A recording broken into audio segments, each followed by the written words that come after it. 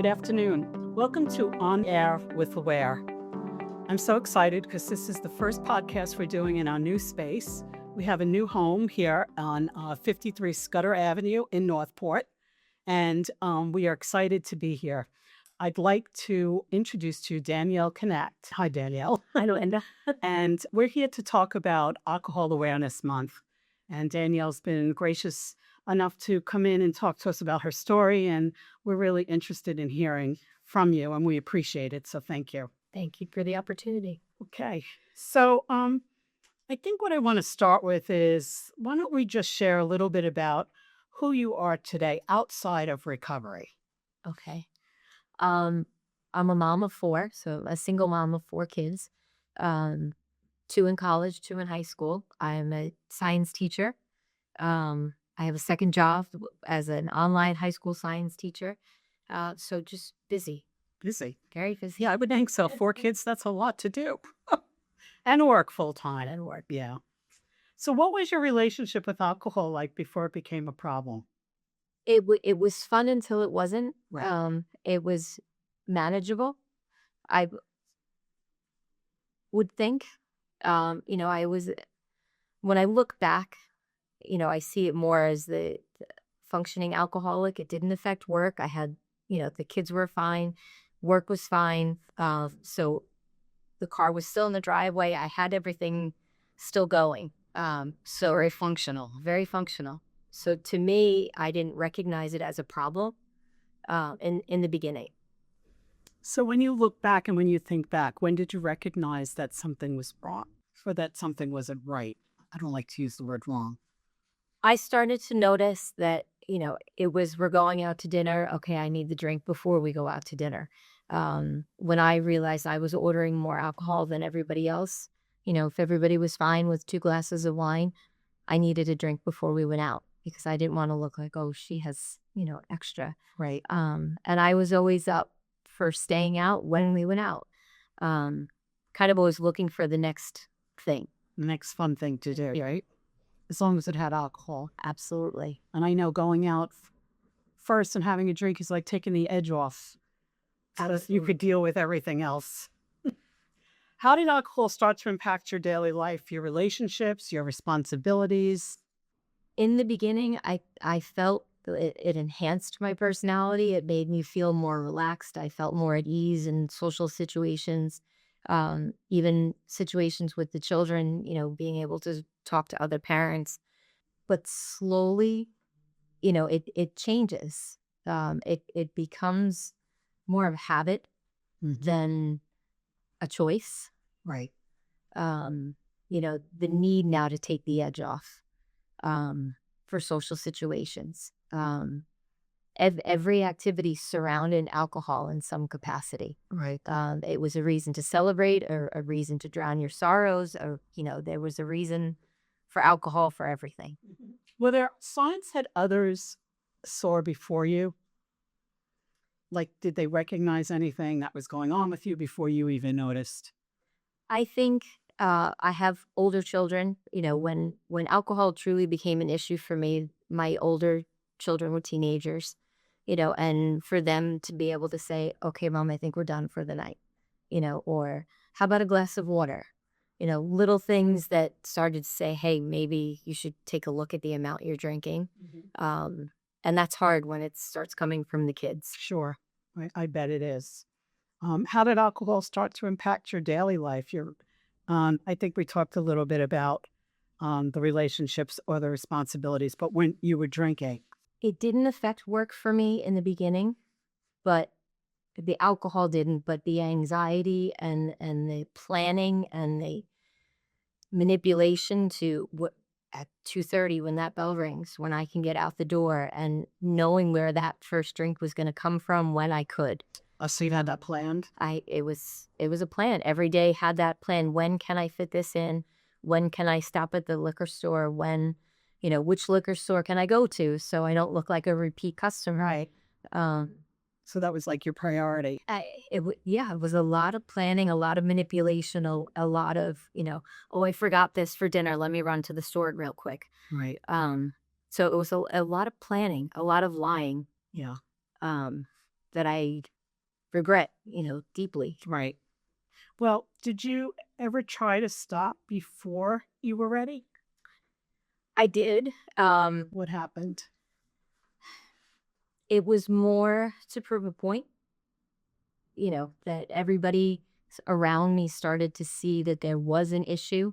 And you were like, I'll show you. I'll show you. Um, I at one point I decided to sign up for the New York City Marathon. Um, and I trained. And how can an alcoholic, train for a marathon and not drink? It was a lot of my own will. I face challenges head on. I always have. I have a T-shirt from Christmas from my kids that says "Challenge her, I dare you." Yeah, so That's really great. to me, it was something to conquer, something to prove I'm okay. And it didn't turn out well. Was there a moment or series of moments that made you decide it's time to get help? I didn't see it right away. Everybody around me knew that I needed help. And I couldn't help myself at a certain point. Um, I think realizing some of the hangovers that were so bad that then I needed a drink in the morning to stop shaking and just to function, that became scary. Right. My body had changed. Sure. It relied on that alcohol just to maintain a steady hand for the day. There were a few periods of trying to stop on my own, trying to manage it, control it. It's okay, we just drink beer, we'll just drink wine. And every time I would say that I was going to stop, I meant it. I really, truly meant it. But then something would trigger something, it didn't take. But I was also trying to do it alone. Right. And that was key. Yeah, that's also very hard when we do anything alone, What was the hardest part about taking that first step? Little by slowly, my world came crashing down. My oldest daughter, for the most part, stopped speaking to me. You have a problem, and you really don't belong in the home anymore. You're not present. That had to be very hard. It was hard. But coming from where I was angry. Who are you to question me? Exactly. In my home. But when I stopped showing up for things, when I started missing things, I started isolating. And eventually it caught up with me. CPS had gotten involved. Oh, wow. And Was you talk about that a little bit? With my children, you never really know how it ended up to CPS. And they had been around once before with alcohol-related issues. And it kind of was, okay, maybe try AA, maybe try an outpatient program, but obviously you have an issue that needs to be addressed. Now, did somebody call CPS on you or? Yes, I don't know. You don't know who? I don't know who. Wow. Okay. Yeah, and they don't have to tell you. They don't tell you. I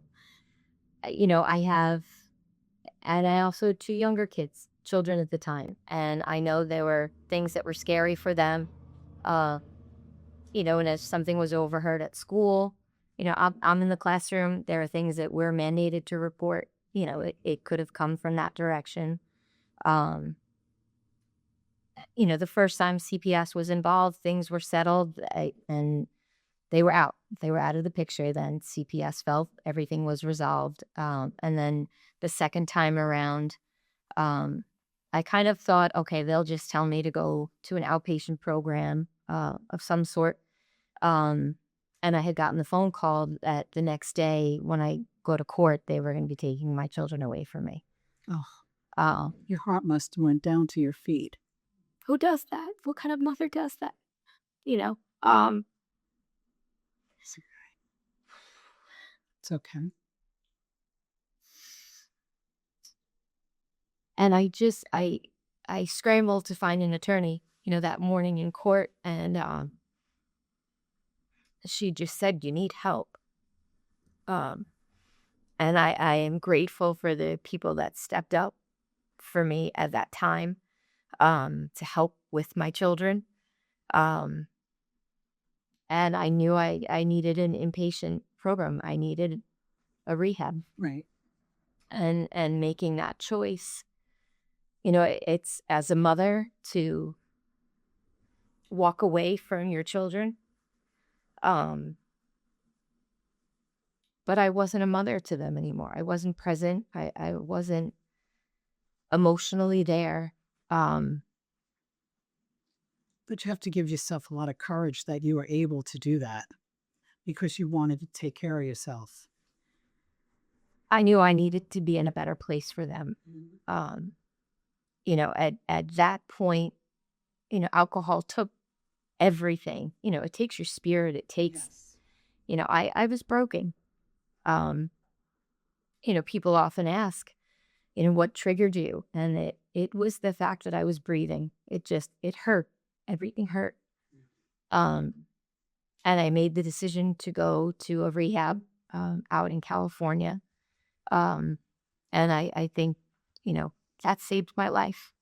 Why did you choose California as opposed to the local area? When you're a mom, it's hard to walk away. And trying to get well at home, um, I still felt like the caretaker and the manager of everybody, and trying to control everything. And really getting sober was letting go of control and learning that the world will still revolve if I'm not in it for a period of time. And I knew if I was here, that would be a very strong pull. You know, I'm needed for this, I'm needed for that. And I really felt the only way I had a chance to survive this and come back and be of service to my family was to truly put my oxygen mask on for once. Um, you know, to be able to come back whole for them and walk away. Well, that takes a lot of courage to get on a plane and go to California.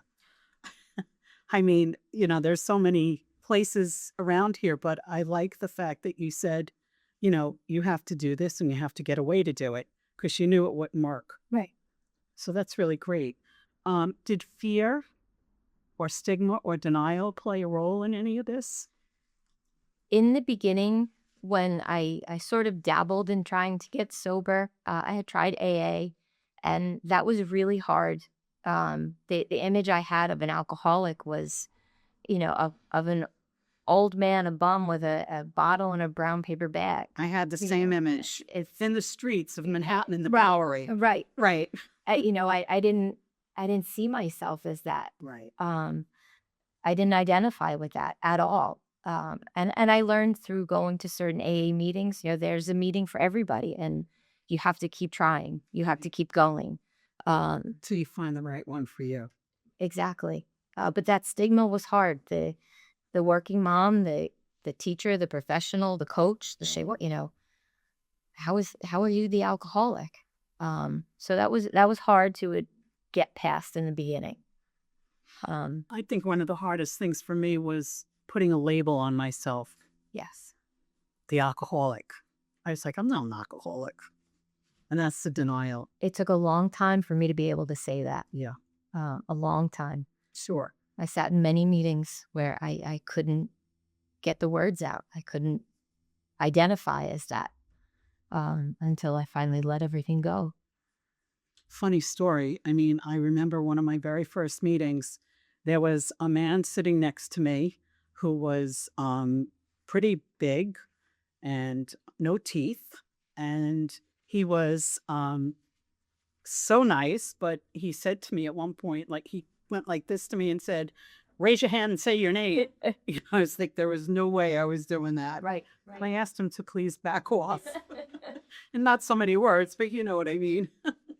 So yeah, it's hard when you first go in and you have to be amongst people that you know you are like them, but you don't want to admit it. Exactly. Yeah.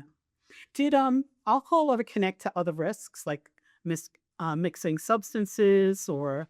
Not for me. It was. I grew up as a cop's kid. For me, it was alcohol. I think the isms fall under that, because anything for me, running became something unhealthy, Right. a coping mechanism. So I absolutely had other unhealthy coping mechanisms, just not substance related. They say we switch addictions, right? Right. So now we're going forward and we find out that you're in recovery. So what does that look like for you today? So it's a little over 2 years. Oh, well, congratulations. Thank you. That's wonderful. I had the privilege of celebrating my 2nd-year anniversary with my parents, and my younger 2 children, and my son, who's a senior in high school, was able to speak on a little bit of his journey and going through the process with me, and give me my coin. That's great. It's like having a new life. It really is. And it's not all sunshine and rainbows. No, it's life on life's terms. Exactly. It's what I've learned. It's a design for living. What I've learned in AA, living amends. And I get to start over every day. I can start over at any point during any day and apologize for something I've said or something that I didn't handle the right way, and try to move forward, honestly, and open and ready to enjoy life. Right. What tools, supports, or people made the biggest difference in your life for you? When I finally was able to put all of my tools together at the same time, was beneficial. I've always had faith, um, but not having AA or not having a sense of community. Um, and there were a few people along the way that treated me with grace and dignity, even as I stood in court as a mother who lost her children, couldn't go back home, who took a moment to just treat me with a little bit of grace. Those moments were huge for me. And then being able to have a sponsor, I have a sponsor that I love dearly. I go to AA every morning before I go to work after 2 years. Having a faith, having a connection with my higher power, and the willingness to always be open, that there's something to learn from every situation. That's great. I remember praying for the willingness to be willing because it was so challenging sometimes, But, working with a sponsor, working with the tools, going to meetings, to me, that's what did they used to say? Meeting makers make it, Meetings, yeah. right? What surprised you the most about getting sober? How much I truly missed out on by not being present. And it's little moments. It's a phone call that I wouldn't have answered if I had been drinking. It was 2 weeks ago when my daughter got her first master's college acceptance. It's wonderful. That I isolated, and maybe I wouldn't have answered the phone, and I would have missed out, and realizing a lot of hurt that I caused. But now I no longer look at things that I have to do. It's I get to do today. What do you think some of the challenges are today that people don't talk about after getting sober? I think there's still a tremendous stigma around it. There's the mommy wine culture, that alcohol is so acceptable everywhere. The social norm. Yes. And the term alcoholic, I think, in the community still carries a stigma with it. Mm-hmm. And it's hard facing that sometimes. Sure. And for me, it's, if you're going to judge me for being sober, then maybe you should take a look at a mirror. Right. You have one finger pointing at me and 3 more pointing back at you. Exactly. Mm-hmm. Exactly. Sure. That happens a lot. Even today, you're right. The stigma is there. And that's something that we at OAWA try to work on all the time, is stigma. Do you think women experience alcohol misuse differently than men? I think it gets a grip of women a little faster. I think women carry a lot of stress and anxiety, people pleasing, managing a household, children, jobs, and looking for the escape. Um, we have those moments a lot more often, I think, than men do. Sure. Um, and every event, it could be a first birthday party, a PTA bowling night. Every event, there's is alcohol. Alcohol is involved, and it's considered normal. Um, you're almost out of the norm if you're not drinking. So I think you don't realize it, but it takes over. That's interesting that you say that, because one of the hardest things I know for myself was no matter where I went, there was alcohol. Absolutely. I had to remove myself from so many things and so many people that I thought were my friends, Right. but they're still on the bar stool and think I'm in the restroom. So, so they're not my friends. What pressures or expectations make it harder, you think, for women to seek help? Being judged. Absolutely being judged. As a mom, to be looked at as a failure. Right. But fear of being judged is That's huge. absolutely. Mm-hmm. What would you say to a woman who's struggling right now, quietly struggling? There's a place to go. There's help. There are other mothers. There are other women that are struggling. I needed one mother. I needed to see another mother kind of come out the other side and have a safe place, a safe person to talk to about fears. But it's hard to even start a conversation.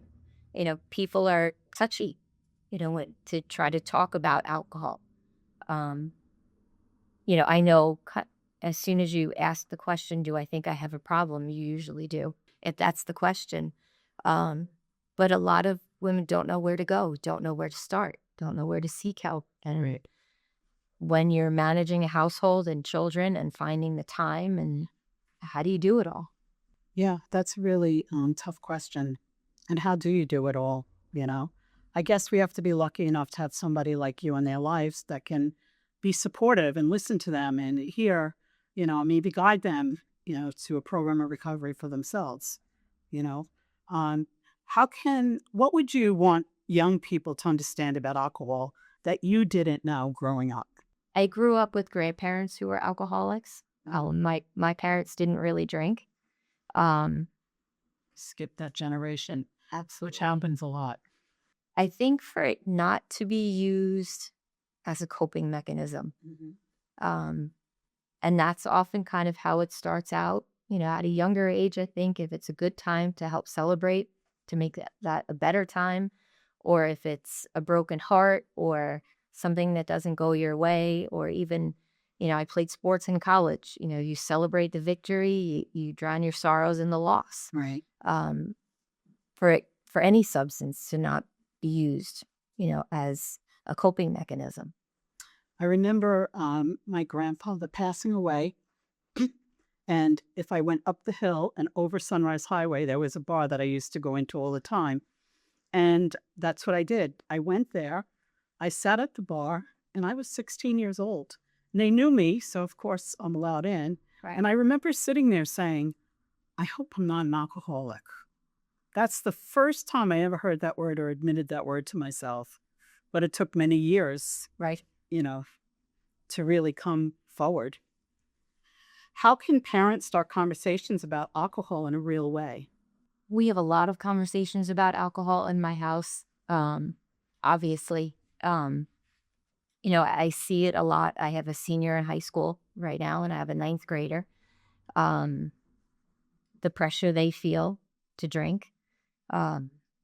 We have a lot of conversations about being safe, that, understanding that things do happen and the ability for them to pick up the phone and call no matter what, no questions asked, and we can figure it out tomorrow. They need to know it's safe, and they need to know it's safe to have the conversations of what they're afraid of.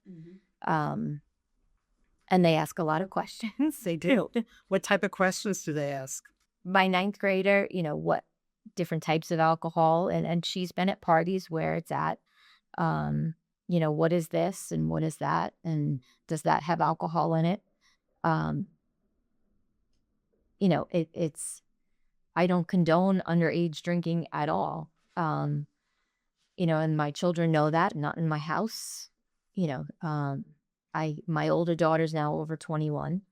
Um, but getting in the cars, who you're getting in the car with, um, or if you're driving, pick up the phone, Right. make a phone call. If a piece of you doesn't feel comfortable to get in the car, don't. If there's a hesitation, you don't do it. But they know that they can call without judgment, without question, without anger. We'll talk about it tomorrow. So what I just heard you say, I think, is that you don't condone underage alcohol. No. Can you share about that? There's a lot of life left for them. They don't need to start so young. There's a lot of experiences to be had. Pure joy, and to feel pure sorrow, to have your heart broken, and to feel it, and to learn to feel your emotions and how to cope with your emotions in a healthy manner, to talk about things, to have a safe place to talk. That there's enough time, Right. for the rest of their lives to try these things and to be around them. Right. What role do you think the community support plays in prevention and recovery? Knowing that I can feel safe where my children are going in the evenings, knowing that that house doesn't have alcohol in it, or they don't allow alcohol. It's hard to find parents that are not serving alcohol, providing the alcohol, turning a blind eye and allowing the alcohol in the house. They're not fun conversations to have with your children. It's hard. There's disappointment. But everybody else is. But when you really start to look at it, not everybody else is. There are the safe places. There are people that will respect your wishes. I've asked parents, please don't serve my children. You've had it at the house before. Not for my child. I think my children have a healthy fear of alcoholism at this point, because they've seen what it looks like, and they don't want to be like me, thank God. Why do you think parents serve alcohol at home? Kind of the keeping up with the Joneses mentality, to be the cool home, to be, and the line of I'd rather have them at my house. Which is a total myth, but that's okay. We won't go there now. Right. No, you just don't have it. Right. Have them at your house without alcohol. Exactly. I think it's important to be that role model today where you don't have alcohol. Or if you have it, you hide it. You lock up your pills. I think it's important that if you are going to drink, like I said, that you just don't serve it to kids young. Yeah. So many parents, that I'm around, 13-year-olds, 12 years old. Oh, you want to try this? I'm like, oh, great. I don't know if that's such a great idea. But then, you look at it, you say, well, they're going to try it anyway, right? So let them try it for me. I don't know. That's not the answer. So, well, now that you're sober for 2 years, and that's really great. So congratulations. Thank you. What does life look like for you now? I do get up. I go to a 6:15 AA meeting every morning. Wow. Just curious, did you get up at 6:15 when you were drinking? For the most part. Oh, you did? So you were a morning person. I was a morning person. Okay. I get up a little earlier. Right. Now for this. But this way it doesn't disrupt my routine after work and managing the children and dinner and games and after school activities. And I look forward to that time in the morning. Yes. I, through all this, changed positions. I was a high school teacher for 25 years. I'm now a middle school teacher. It's a little less of a load for me. I'm actually enjoying, I'm teaching things I never taught before. So there is that joy found in that. And really almost like getting to know my children again. You know, two of my children have been away at college for my entire recovery. You know, they've been home for the summer and home for vacation. You know, but really reestablishing the relationship I have with my younger two children. And I'm looking forward to my older daughter moving home. She's graduating college, and truly being able to reconnect with her. I know there was a lot of hurt with her being the oldest and feeling in charge and having to manage everything because I couldn't. She was the mother. She was the mother. And she needs a mom. Right. And I get to be mom for her. Which is great. Yeah. What are you most proud of? I know that no matter what comes across my plate, I don't have to drink over it anymore. That's great. You've empowered yourself. That's wonderful. If someone's listening and they're struggling right now, what's the first step they can take today? I would say to know you're not alone. Keep trying. No matter how many times. One of the few things I remembered from sort of being in AA in the beginning, somebody was receiving their 1-year coin and so proudly said, "It took me 9 years to get one, but I just kept coming back." And, you know, knowing that you can begin again at any point. If you want to decide at 6:30 tonight, you're going to stop drinking for the rest of the, that's all it takes. It doesn't have to be a Monday. It doesn't have to be January 1st. It can be a moment where, okay, I'm going to make a change. And just keep trying. You know, begin again as many times as you have to. Eventually it sticks. Eventually you find your people, you find your group, you find your higher power. And one of the things I learned in AA, you take what you need and you leave the rest. You know, there's a lot that maybe I don't identify with, but I can identify with anybody's story, drugs or alcohol, that the desire to live again, the desire to be sober, to live a sober life. So for that, you know, to be open and listen. What is one myth about recovery you want to break? It's not all sunshine and rainbows. It's work, and it's hard work. Yes. And you have to be willing to do the work, and you have to be willing to sit in it. But what is not a myth is that it is a life beyond your wildest dreams. Right. So you got to really grow through the whole program. Absolutely. Yeah. And lastly, and this has been great, Danielle. Thank you so much for taking the time to come in and talk with us. What does recovery mean to you in one sentence? It saved my life. Saved my life. So there you have it. Thank you, Danielle, for coming in. We are on air with AWARE. There's many resources available. You can visit us on our website, awareli.org. We also have a Facebook page, an Instagram page, a TikTok page, and we also have our YouTube channel, and this is where you'll be able to view this. So just keep in mind that if you are struggling, you are not alone, okay? There's hope, and we're here to help you. So reach out if you need anything. Thank you.